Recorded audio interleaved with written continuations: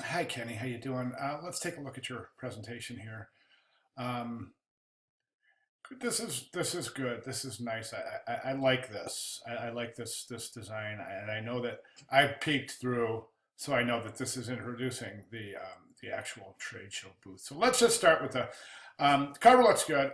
You placed this chain link fence here, and I'm going to go ahead and say that if I were to see that in a portfolio, I would question. Um, I would question that decision because you can design that. I mean, go ahead and design it. Why not? Why you shouldn't have to place images. You're a graphic designer. Do you know what I mean? So I know these are just sketches basically, and I know that these are digital roughs per se, since you elected to show your digitals instead of your traditional sketches.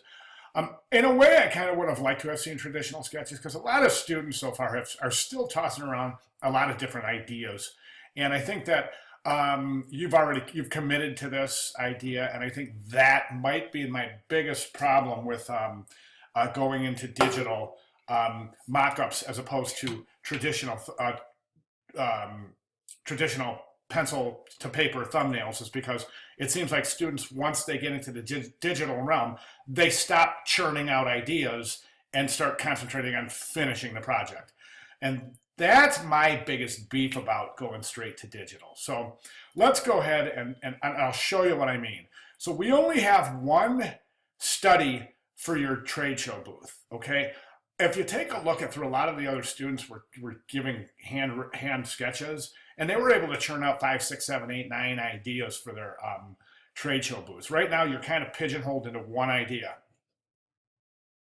You've got this. Basically, you got your guys behind a chain link fence, and that's fine. That's fine. And then you got the banner equality for all.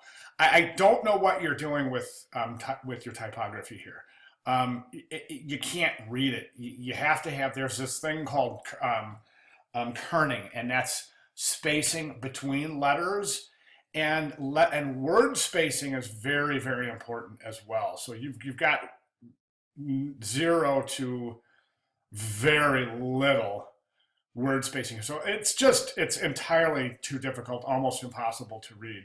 You say you have recycled, repurposed aluminum chain link fence, but, and that's great. Conceptually, that's awesome. But, and then you have, this has got a nice color palette, good job. But then you have, like, what are the guys made out of? What are the guys made from? What are the clips that hold the fence made from?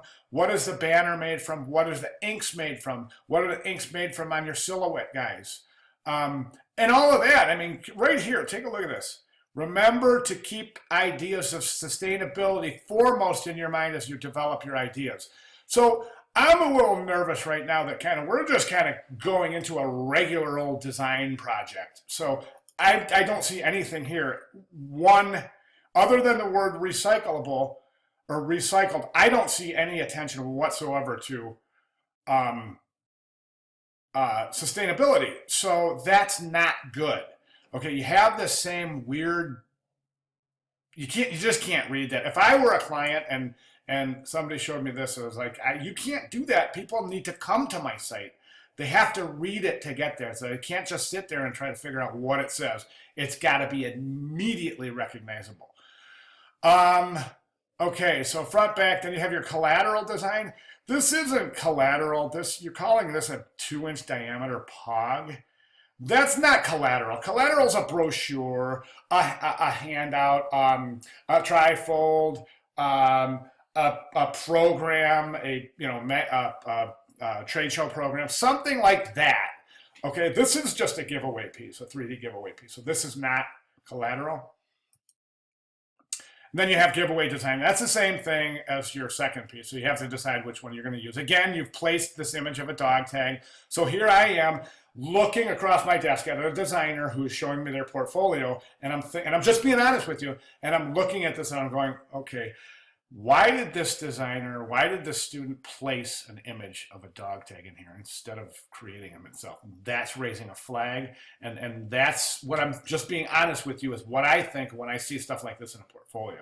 Okay, so where are we? I think we have, is that it? Where's no written rationale?